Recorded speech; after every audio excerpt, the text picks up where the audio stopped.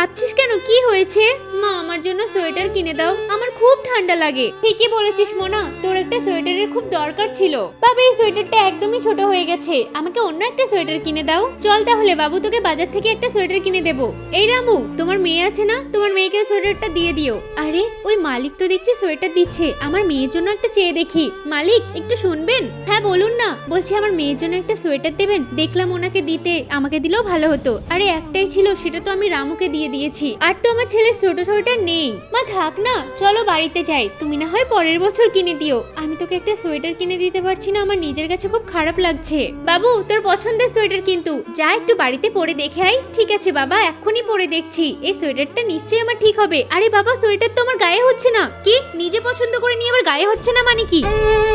এই নাও আন্টি, আমি তোমার মেয়ের জন্য একটা সোয়েটার এনেছি। আরে বাবু, তোমার বাবা যে বললো সোয়েটার নেই, আমি তো বাজার থেকে সোয়েটারটা কিনে এনেছি, ইচ্ছে করে ছোট সোয়েটার কিনে ওকে দিয়ে দিলাম।